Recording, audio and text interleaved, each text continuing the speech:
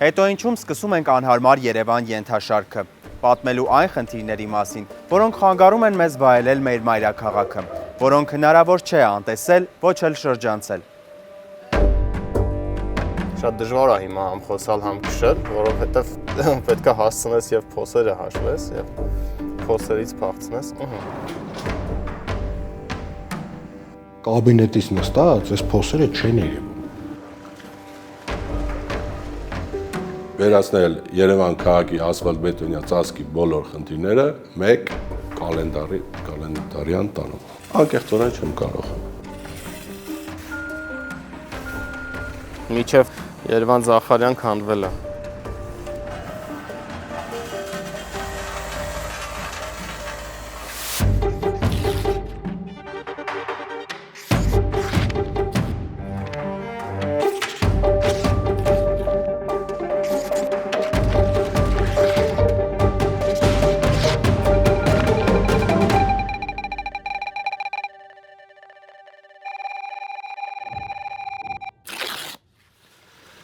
Վերջին 3 ամիսներին Երևանի խրամատներ հիշեցնող փոսերում տասնյակ վթարներ են գրանցվել։ Կոտրվել են հարյուրավոր մեքենաներ։ Հազարներով հնչել ու հնչում են բազմահարկ հայհոյանքներ։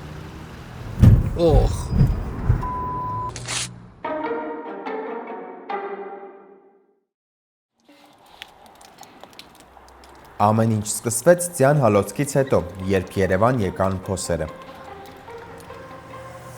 Մեքենաները սկսեցին կոտրվել, երևանցիները սկսեցին զայրանալ, իսկ պաշտոնյաները սկսեցին ֆիզիկա-քիմիական բացատրություններ եւ արդարացումներ գտնել։ Աշխարհի տարբեր երկրներում նույնպես ձյունը գալիս է եւ աշխարհի տարբեր երկրներում նույնպես առաջանում են փոսեր։ Նույն ջուրը մտնելով ճաքերի արանքով սառչում եւ հալում լայնանում է եւ այդտեղից առաջանում են փոսեր։ Այնուհետեւ ասֆալտ-բետոնյա ծածկի մաշվածությունից էլ է դա գալիս, այսինքն երթևեկություն, անընդհատ երթևեկության արդյունքում բացվում են փոքր փոսերը, մեծանում են, ճաքերը դառնում են փոս։ Ասֆալտը ճաքեց, ճաքերը դարձան փոսեր։ Մի քանի օրում Facebook-ում, TikTok-ում ու այլ հարթակներում ամենակննարկվող թեման դարձան այդ փոսերի հետևանքները։ Մի ընկերս առաքման Opel ունեն մի հատ, ինքն էլ նոր Corolla ունի, իր Corolla-ն կանգնեցրել է, այդ Opel-ն է քշում, որ վնասվի, աչքին ցավ չտա, էլի։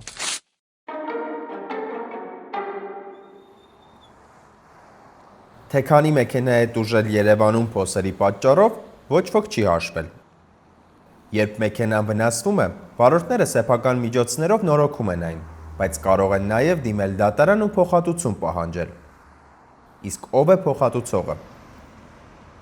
Դե յուրե քաղաքապետարանը դե ֆակտո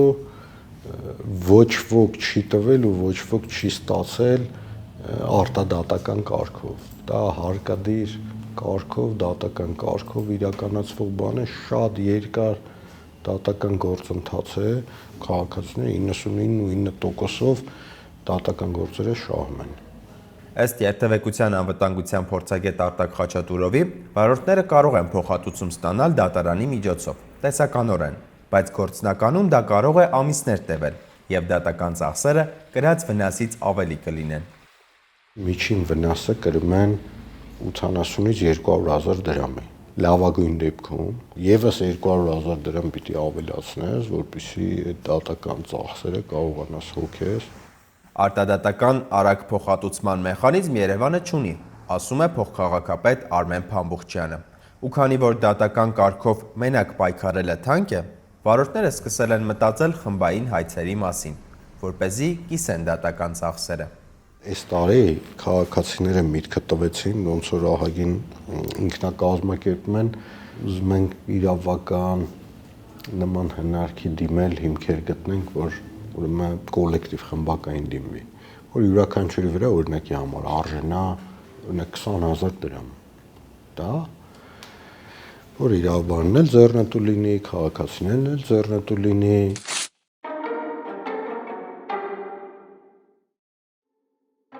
Տուժած վարորդներն ու ակտիվիստները նկարում են բացված փոսերը, պաշտոնյաները նկարում են դրանք լցնելը։ Եթե ես փորձեմ ձեր գրառմանը պատասխանել, ուղղակի մենք նստենք եւ միասին մեկնաբանություններ գրենք, ես ձեզ գրեմ, դուք ինձ գրեք, դրա փոխարեն ես կարող եմ դուրս գալ փողոց եւ որևէ շինարարի մատնանշել ձեր նշած խնդիրը եւ այդ խնդիրը վերացնել եւ ես կարծում եմ դա լավագույն արձագանքն է, որը որ մենք կարող ենք տալ։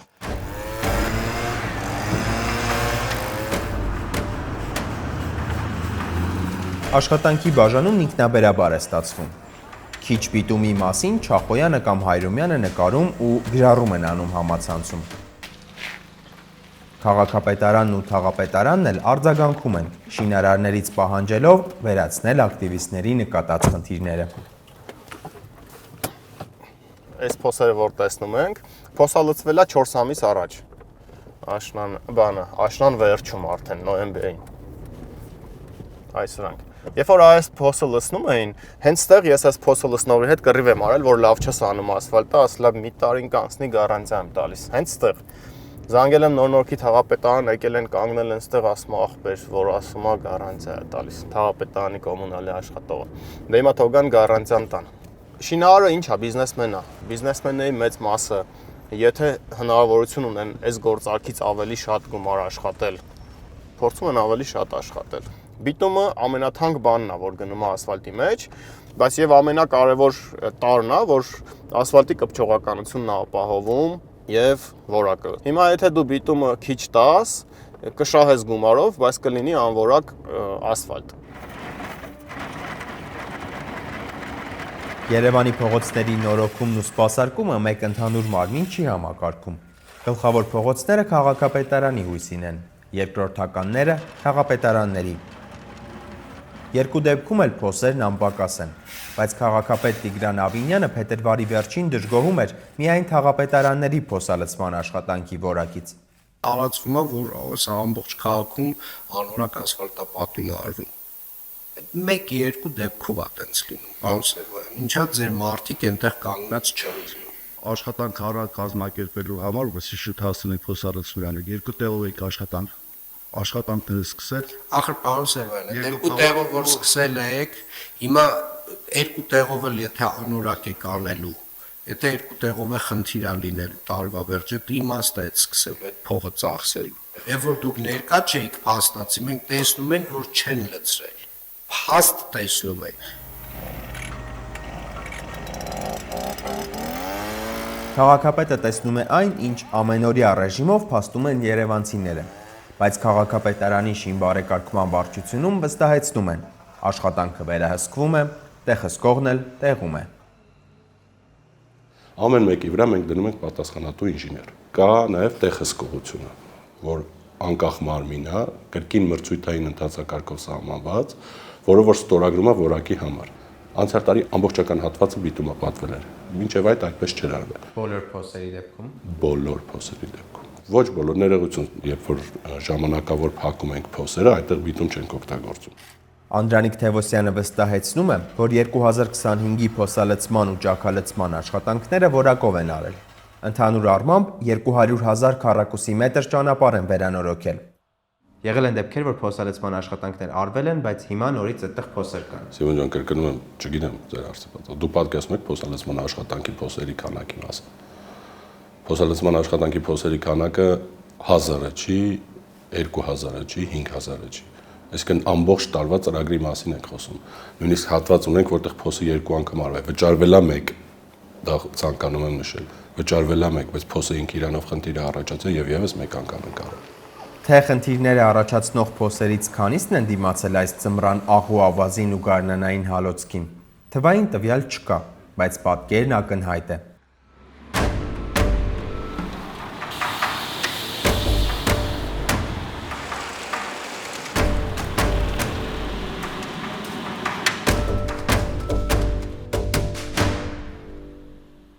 Պետքա տեսահոլովակը լինի ինչպես է արվում աշխատանքը եւ միայն այդ պարագայում տվյալ կատարված աշխատանքի համար կարող եք վճարումը կատարել եւ թող կապալառու ընկերություններն էլ իմանան։ Ասֆալտի որակը սակայն տեսանյութում չի երևում։ Անհնար է իմանալ, արդյոք շինարարը նույն բիտումն է օգտագործել ասֆալտի մեջ, որը նախորոք ուղարկել էր փորձաքննության։ Հնարավոր է պարզել միայն ասֆալտում օգտագործված բիտումի քանակը։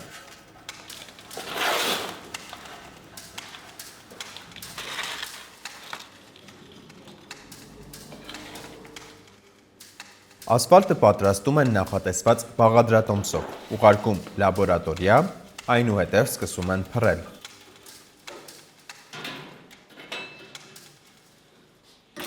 Մենք կարող որոշել, ասենք, կա թե չկա։ Իսկ որակի մասին չէ, հնարավոր չի ասել։ Նույնն է փոսալցման դեպքում։ Կարելի է իմանալ ասֆալտի տակ բիտում լցված է թե ոչ, բայց որակը ստուգել չի լինի։ Այդ դեպքում չի լինի պարզել նաև քանակը։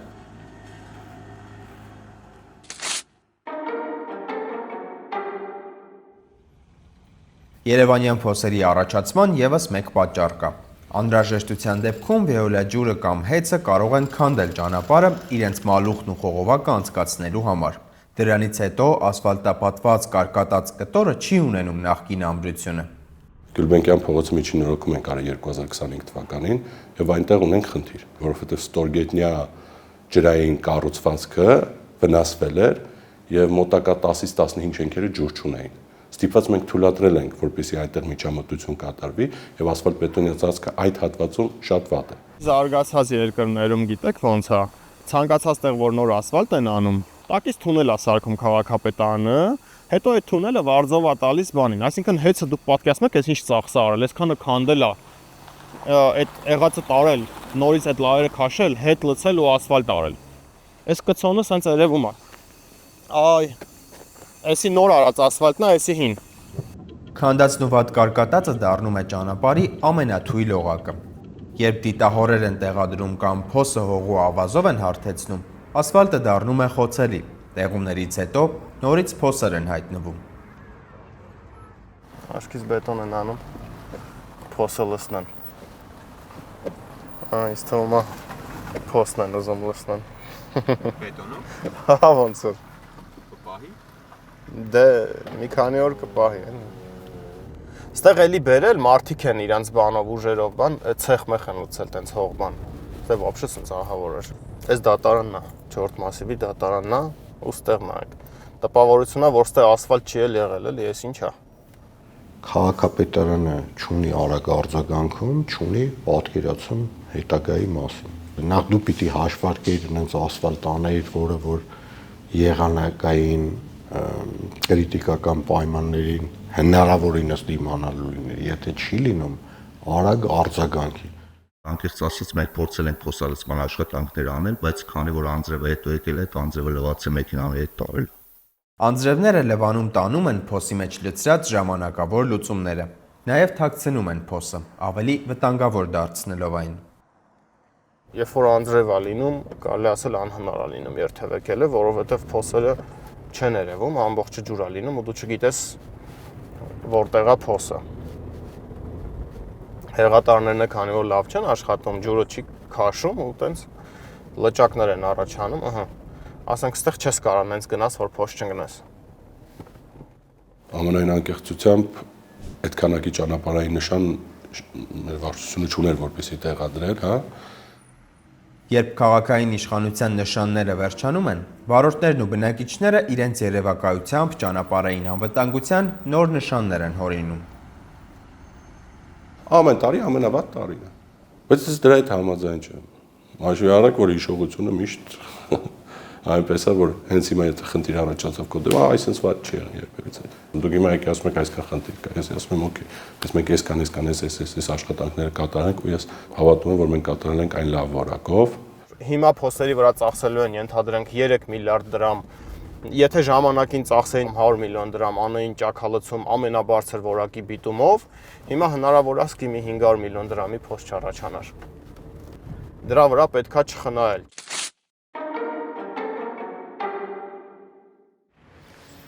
Քանի դեռ կան տեղումներ ու երթևեկություն, փոսեր միշտ էլ լինելու են, բայց որպեսզի այս թեման ամեն գարուն չդառնա մեր քաղաքի գլխավոր մղձավանջն ու վարորդների ֆինանսական բեռը, առաջարկենք մի քանի պարզ լուծում։ Առաջին՝ նյութի որակը։ Եվրոպական շատ երկրներում Վաղուց սովորական բիտումի փոխարեն օգտագործում են պոլիմերաբիտումային խառնուրդ, ինչը թանկ է, բայց շատ ավելի է դիմանում։ Երկրորդ՝ կանխարգելում։ Փոսը ծնվում է փոքր ճաքից։ Եթե այն ժամանակին ու որակով փակվի, գարնանը միլիոնավոր դրամների փոսալցման կարիք չի լինի։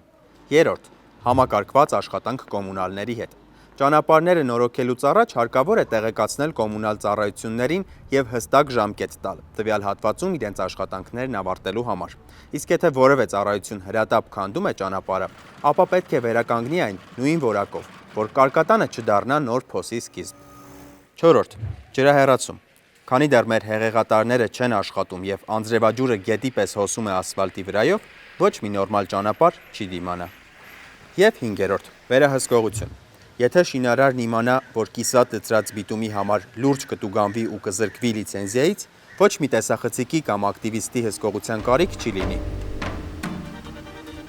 Քանի դեռ այս պարզ քայլերը չեն դարձել պարտադիր նորմ, ամեն հալվող ձյան հետ քաղաքային բյուջերից միլիոններ կշարունակեն հոսել դեպի փոսեր։ Պաշտոնյաները կշարունակեն արդարացումներ փնտրել ֆիզիկայի դասագրքերում, իսկ հազարավոր երևանցիներ կշարունակեն իրենց նյարդերով ու սեփական գրպանից վճարել անպատասխանատվության գինը։